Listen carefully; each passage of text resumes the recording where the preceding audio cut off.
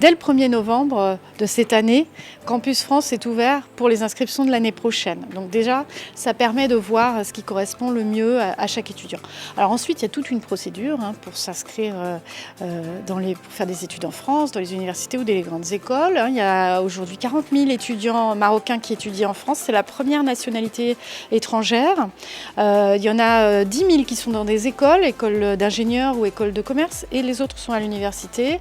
Beaucoup à des niveaux très élevés, comme le doctorat, le master, et beaucoup dans les sciences. C'est ce qui intéresse le plus les étudiants marocains.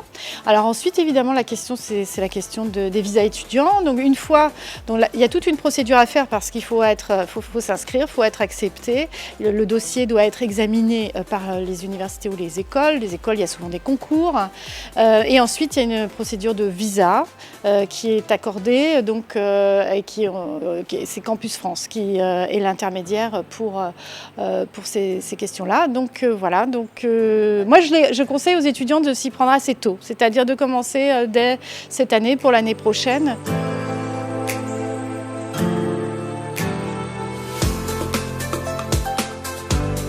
Tous les dossiers ne sont pas acceptés, mais c'est sur des critères académiques en fait, qui vérifient si la personne a bien le niveau nécessaire pour aller dans tel ou tel cursus qu'elle a identifié comme étant celui qui l'intéresse.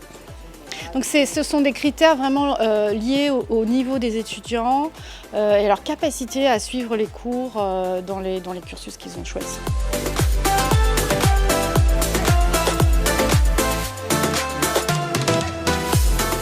Un étudiant coûte à peu près au budget de l'État, donc aux contribuables français, 3 fois plus que les frais de scolarité qui sont demandés. Donc ça reste des frais modiques par rapport au coût d'un étudiant, et ça reste des frais modiques si on compare les universités françaises avec les universités d'autres pays. Alors effectivement, oui, c'est un coût. Il y a des bourses pour les personnes qui viennent de familles modestes.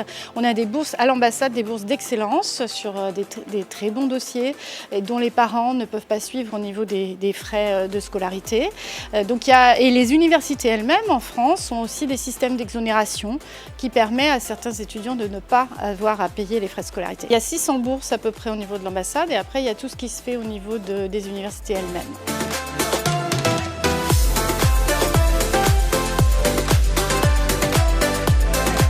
Moi, je pense que c'est intéressant que le Maroc rouvre l'enseignement d'un certain nombre de matières scientifiques au lycée ou aux langues étrangères, et en particulier au français, parce que le Maroc est dans un environnement francophone. En fait, les pays voisins sont tous francophones. Le Maroc est aussi très tourné vers l'Afrique, qui en grande partie est francophone. Et pour ce qui est de l'ambassade, nous avons des programmes avec le ministère de l'Éducation marocain.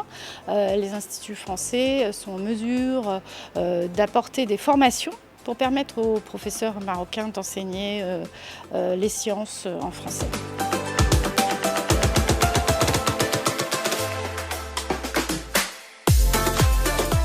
Oui, je suis sur les réseaux sociaux, enfin en tout cas sur Twitter, parce que je souhaite être transparente et que les gens qui s'intéressent au travail d'ambassadeur puissent savoir ce que je fais. Et comme ça permet aussi peut-être de faire tomber certaines images ou certains clichés sur le métier d'ambassadeur.